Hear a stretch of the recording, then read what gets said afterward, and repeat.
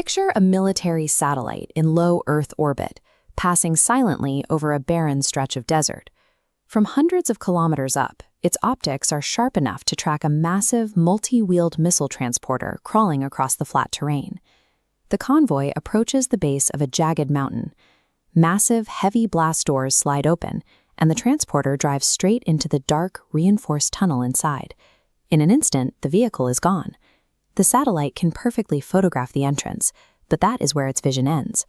Once that missile is shielded by hundreds of feet of solid rock, the eye in the sky is completely blind. For a military planner watching from the other side of the world, this disappearance creates a total break in the chain of custody. They lose the ability to confirm if that weapon is sitting idle just inside the entrance, or if it is actively moving through a hidden subterranean network to emerge at an entirely different launch site. Standard intelligence sensors have absolute physical limits. Infrared satellites looking for engine heat cannot penetrate a mountain, and synthetic aperture radar cannot see through hundreds of meters of granite. The physical mass of the terrain strips away the advantage of modern surveillance. This gap between what an adversary can see and what is actually happening underground forms the foundation of China's strategic nuclear deterrence. During the early decades of the Cold War, the United States and the Soviet Union approached nuclear survival through sheer volume. By building massive stockpiles of weapons, they guaranteed that even if they absorbed a devastating first strike, enough warheads would remain to launch a retaliatory attack. The United States distributed this arsenal across a redundant system known as the nuclear triad. By splitting weapons between land-based silos, strategic bombers, and ballistic missile submarines, they ensured a single enemy attack could never destroy the entire force at once. This bar chart compares the estimated historical nuclear inventories of the major powers. While the US and USSR possessed thousands of warheads, China intentionally maintained a drastically smaller arsenal, operating what military strategists call a minimum deterrent. This numerical disparity creates a strict mathematical equation. When you have 5,000 weapons, you can lose a few hundred in an opening salvo and still function. When you only have a few hundred, losing even one launcher significantly degrades your ability to strike back. Putting a missile in an underground concrete silo once seemed safe, but as satellite mapping and precision guidance improved, a fixed target with known GPS coordinates became a guaranteed casualty in any hypothetical strike. For a nation operating a smaller force, deterrence hinges on the mathematical certainty that its weapons will survive the opening minutes of a war. To avoid being sitting ducks, military engineers developed road-mobile systems. Instead of staying in silos, long-range weapons like China's DF-series missiles were mounted on large transporter erector trucks, allowing them to change locations frequently. But driving a multi-ton, highly explosive cylinder down a highway creates a visible trail. The volume of military drones, electronic surveillance aircraft, and commercial imaging satellites makes surface movement almost impossible to hide. China's strategic missile organization, the People's Liberation Army Rocket Force, leveraged this immense, rugged geography by moving these mobile units directly into the mountain ranges. Thousands of feet of dense rock blocks the thermal imaging systems looking for engine heat, while the mountain itself absorbs the massive overpressure of a direct nuclear blast. By burrowing into the earth, China turned its own geography into an active, indestructible component of its deterrent. This vast subterranean engineering project eventually earned a dramatic nickname in media and defense reports, the Underground Great Wall. Some reports claim that this network consists of 5,000 kilometers of tunnels stretching beneath the Chinese mainland. This map illustrates a crucial distinction. There is no evidence of a single continuous 5,000-kilometer line running under the country. Instead, that number likely represents the cumulative length of a decentralized network made up of hundreds of isolated facilities hidden within mountainous terrain. Inside, these complexes are heavily industrialized, containing climate-controlled maintenance bays, secure communications hubs, crew quarters, and hardened launch positions, all sealed behind steel blast doors. This decentralization ensures that if a massive bunker-busting munition manages to collapse one entrance or destroy one node, the rest of the disconnected facilities remain fully operational. This diagram shows the ultimate military dilemma. If an adversary identifies 10 different tunnel entrances hidden in a valley, they have no physical way of knowing which entrance actually houses a live weapon at any given moment. Intelligence analysis suggests many of these tunnels are completely empty, acting as elaborate decoys, designed to look important enough from orbit to attract enemy attention. This creates a targeting tax. To ensure the destruction of just one missile, an enemy force might have to expend 10 high-cost precision munitions, dropping on 10 completely different mountain entrances, and still have zero guarantee of a successful hit. When it is time to strike, the launcher emerges from the rock for a brief window, just long enough to erect the missile and fire. Before a satellite can detect the launch plume and transmit coordinates, the vehicle reverses back into the mountain. By forcing an opponent to guess where the weapons are and keeping them shielded until the moment of launch, this subterranean network drives the probability of kill close to zero. The underground Great Wall achieves deterrence by weaponizing absolute doubt, a layer of protection as effective as the rock and steel itself. Modern orbital sensors have stripped away the fog of war. Military satellites can capture the surface of the Earth in incredible detail, tracking minor changes in terrain, weather, and vehicle movement almost as soon as they happen. To survive this level of extreme transparency, a nuclear arsenal must retreat entirely out of view. It has to go deep underground, using hundreds of meters of solid rock as a physical shield against the cameras above. But the weapons moving into these mountains are enormous. A modern road-mobile ballistic missile system like the DF-41 relies on a massive, heavy transporter.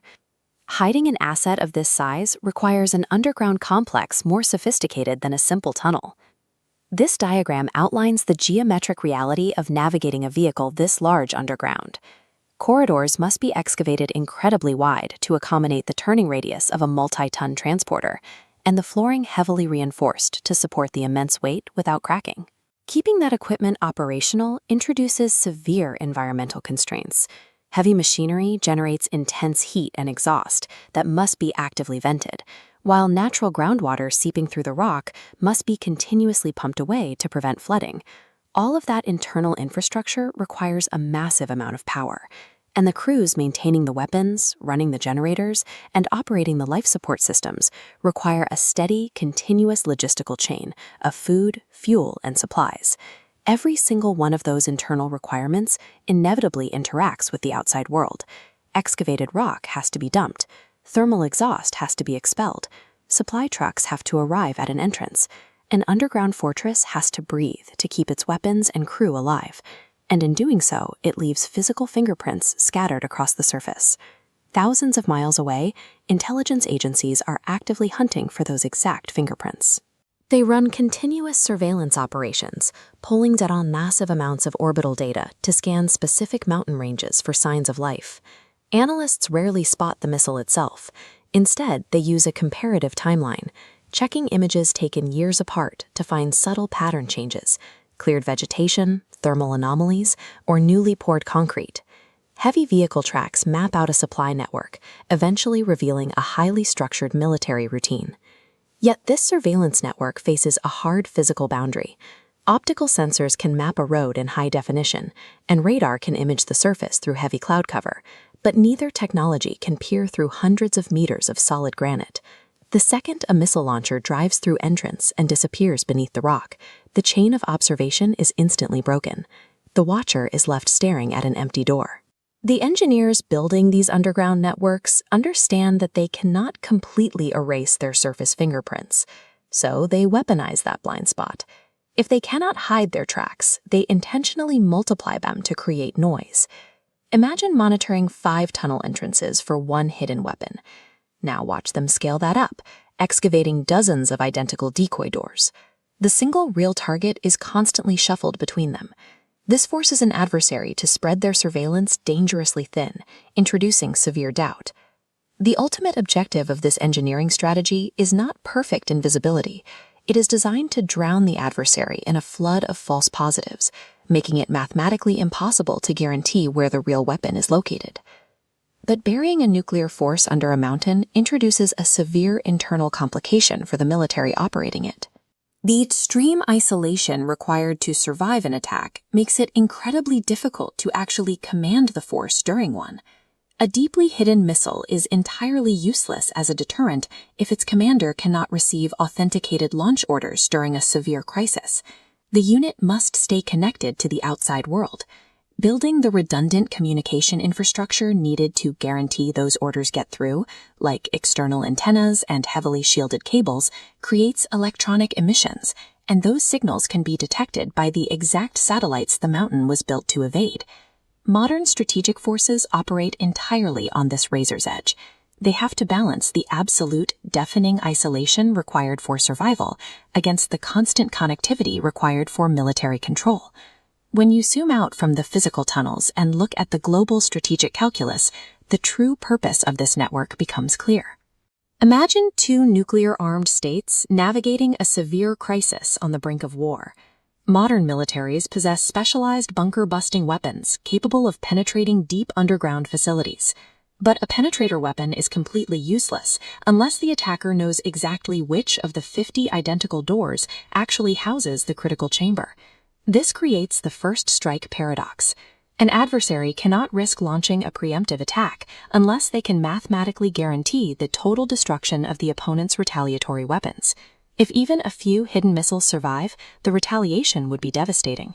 By hiding those remaining weapons inside a massive shell game of decoys, empty tunnels, and reinforced geology, achieving that 100% certainty becomes a mathematical impossibility.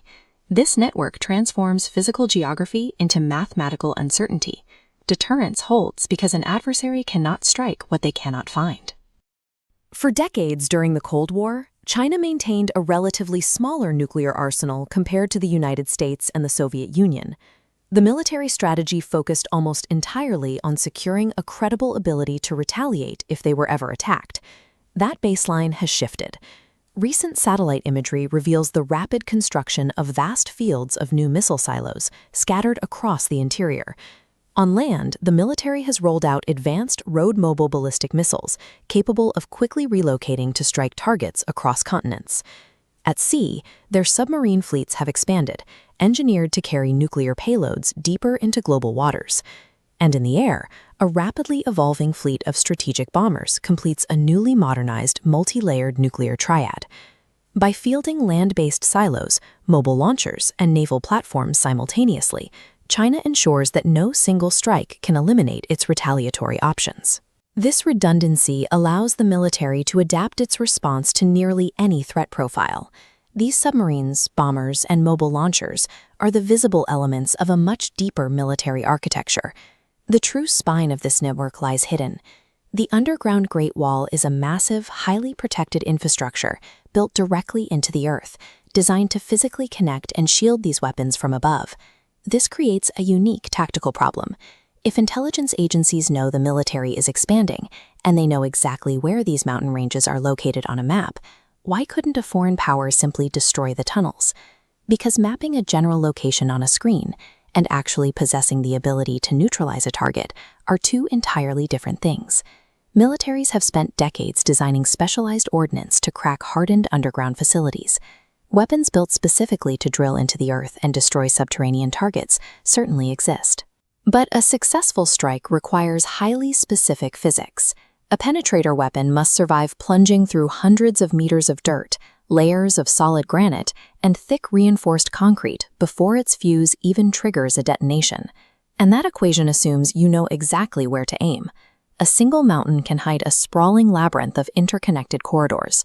A multi-million-dollar penetrator bomb might successfully pierce the rock, only to detonate inside an empty corridor, or a decoy chamber built specifically to absorb and waste enemy munitions.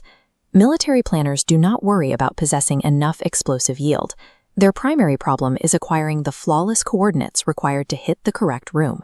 Against a deep geological fortress, raw destructive power means absolutely nothing without perfect intelligence. Long before any conventional weapons are fired, an invisible battle plays out continuously. Analysts deploy signals intelligence, cyber operations, and surveillance daily to map these exact facilities. Supercomputers process millions of images, training automated systems to hunt for the slightest anomaly. A freshly paved access road, a displaced heavy transport vehicle, or a newly excavated entrance. Yet even the most advanced orbital lenses share one fatal flaw. They can only observe the surface. We can bounce ground-penetrating radar off the Earth and feed data into cutting-edge machine learning algorithms, but the solid rock refuses to yield its exact internal layout. Thousands of tons of natural granite create an impenetrable blind spot, successfully blocking the most sophisticated data collection networks humanity has ever built. The presence of the underground Great Wall forces a change in how enemy decision-makers view a potential conflict. Imagine an escalating international crisis. A world leader turns to their top military commanders and asks one question: if we strike first, can you guarantee we will eliminate their hidden nuclear forces? The commanders look at their satellite maps and geological surveys, and they are forced to admit that they don't know. That specific hesitation is exactly how nuclear deterrence operates. No rational nation will authorize a preemptive attack if they face the terrifying risk of a hidden arsenal surviving to launch a devastating retaliation. By forcing an adversary into total guesswork, these underground complexes paralyze foreign command centers. They neutralize an attack without firing a single weapon. Whenever the surface world has grown too dangerous to survive, humans have consistently followed a hardwired instinct to dig into the earth. We have traded wooden tools for tunnel boring machines and arrows for atomic warheads, but that ancient reflex remains entirely intact. Somewhere right now, far away from the reach of orbital lenses, engineers are running diagnostics. Vehicles sit idle. Heavy blast doors remain sealed in absolute silence, buried beneath hundreds of feet of rock. In the modern nuclear age, the engineered, paralyzing uncertainty of what lies beneath the Earth serves as a more effective deterrent than the weapons themselves.